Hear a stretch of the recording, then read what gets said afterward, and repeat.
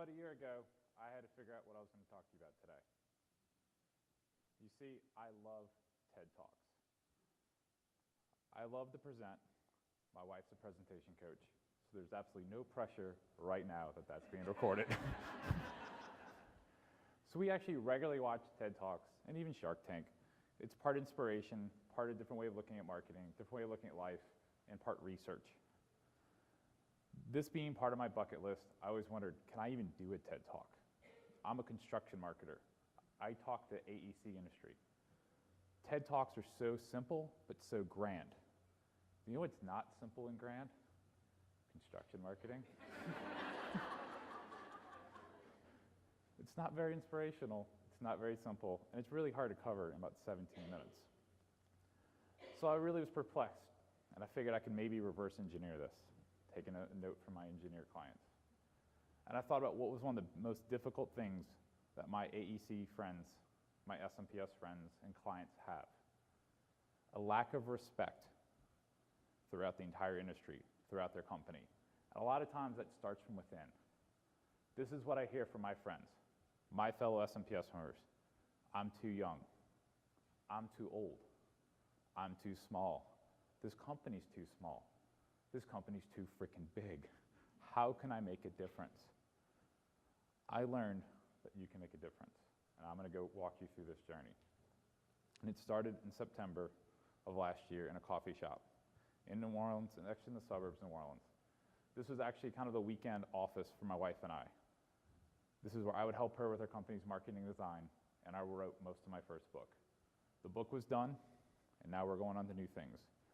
And I was looking at this call for entries for Build Business 2015. This was around early September, but we knew when the call for presentations was coming, we'd be a little busy.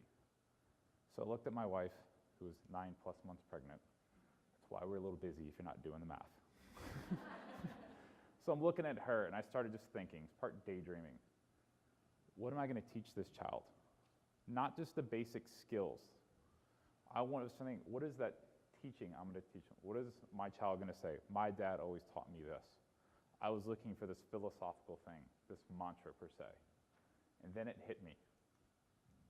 I'm going to teach my child and challenge my child to change the world, make it a better place. My background is in scouting. I'm an Eagle Scout. This was nothing new for me. This is the mantra I grew up with, even subconsciously. And I met my wife in scouting, which is a whole other story. You can ask me about the engagement lounge. But yes, I met my wife in scouting. I knew she'd be on board. The more I thought about this whole change the world, it was just too big, too altruistic, and oddly too vague. It was just too much to wrap your hand around. So I just kind of kept thinking, and my wife nudged me. She's like, what are you thinking about? And it finally hit me. My child had already changed so much.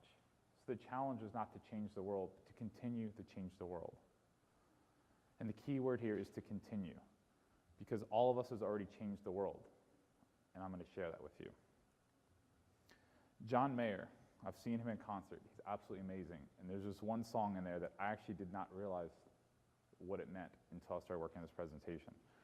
And he says in Waiting for the World to Change, I'm going to make sure I get this right. So, now we see everything that's going wrong with the world and those who lead it.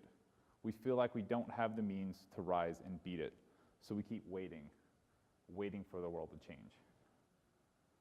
I heard that song dozens of times, and I always thought it was inspirational. I went back and looked at the lyrics, and you can start reading his frustration about people waiting for the world to change, because they're insignificant. They can't make that change in that big company. They're too young, they're too old. I'm going to tell you a story of how an insignificant, very small person changed my life. So I'm going to go further back to January of last year, and I'll never forget this day.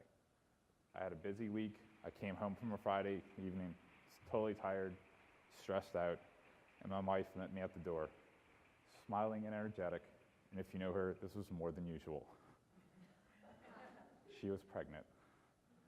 This pregnancy was not unexpected, but it was real now. My emotions ran the gambit. They are running the gambit right now thinking about this. I was excited. I've always wanted to be a dad. I was scared. I just did not know what to do. I wanted to share with the world, and I wanted to hide in a little corner. basically just every little emotion you've ever had went through in about 5 to 10 seconds. Okay? And one of the reasons it's so important for us, this was our first child. This was the first child of our generation, both my wife's family and for mine. This is a very big deal for us. So I started to think what every good father would think. What am I going to do with my son? Go camping with the Boy Scouts, teach him how to ride a bike, teach him how to play catch, all those good things dads do with their sons. And I'm looking at you women, and you're like, jumped ahead. So I started thinking about other things, what he could do. Would he be an Olympian, a world-class Olympian like Michael Phelps? Would he be a CEO of a major company? Would he be a rock star, an actor? Would he be a marketer like myself or a presentation coach like my wife? So you start imagining all these things of what could be. And if you've ever been a parent, even if it's just of a cat or a dog, you have these visions of what they could be. And many of you are thinking, Perryn, you're a sexist pig. There's a 50-50 shot that that baby is going to be a girl. I have to explain to you something. I'm one of 4 grandsons from 3 sons. The Olsons have boys. It's been 80 years since we've had a girl in this family. So we're having a boy. So on Mother's Day last year, my wife and I had a gender reveal party with all the family around, both sides of the family. And for once and for all, I was going to prove to my mother-in-law we're having a boy. You've already seen the picture. You can tell. We cut in that cake, and it was pink. We're having a girl. I went from football games to tea parties in about 3 seconds. I must admit, I was always good with this. I still am good with this, of having a girl. It's actually really fun. My poor father, though, freaked out. He had no idea what to do with girls, because he had a son, I'm the only child, and nephews. And he said, until that thing comes out, it's a boy. And he's still a little iffy about what to do with this little baby girl. But if you think about it, 80 years, we've never had a girl. This girl was not even born yet, and she changed the game. She's already changing the world. Even if that reveal cake was blue, it would still change everything. Because for good or bad, there's no turning back when you're pregnant. Regardless of what happened, it would change our future. Would we have more kids? Would we have to adopt? Would we never have kids again? It changed everything, and she wasn't even born yet.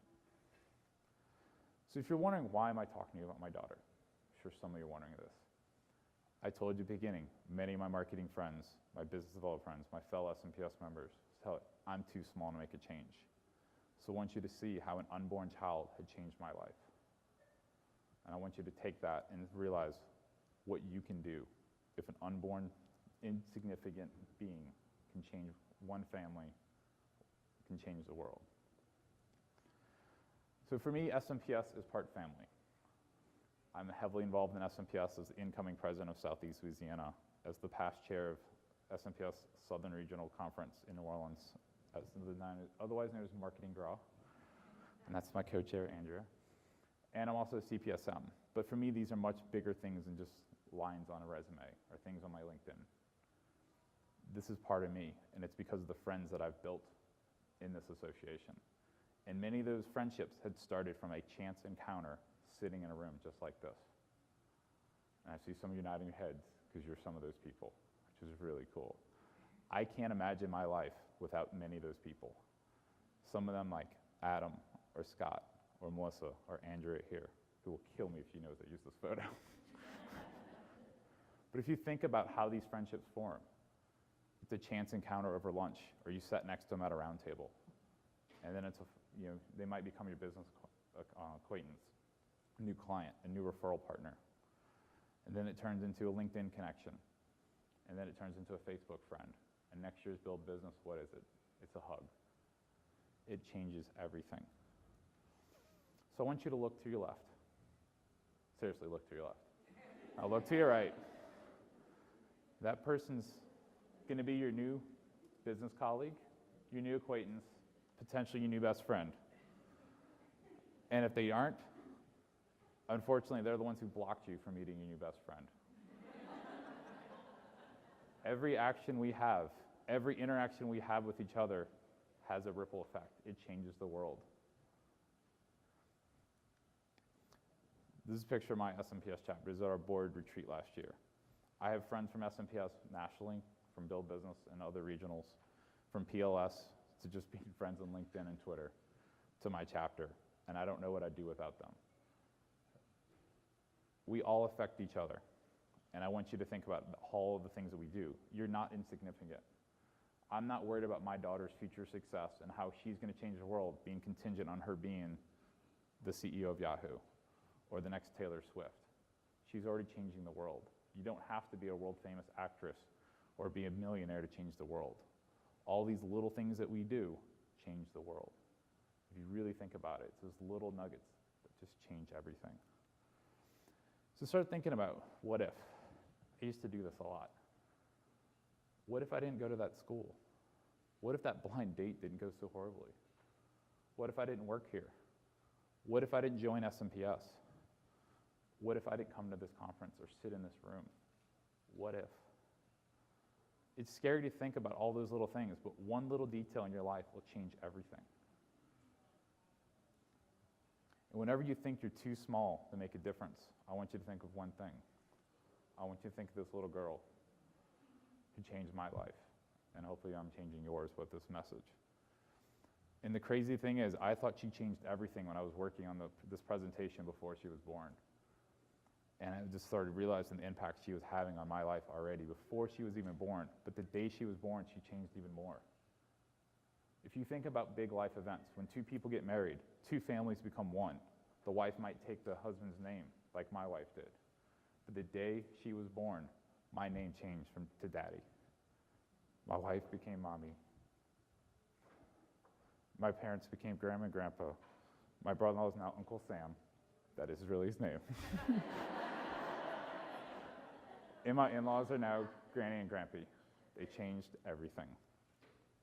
I'm happy to tell you, Clara Jean is now 10 months old. She's doing very well, and the apple of her father's eye. She's about ready to walk, and I've threatened her about walking this week. But she's doing everything and continue to change us. I want you to think about how you can change the world. How can you change your company? How can you change this industry?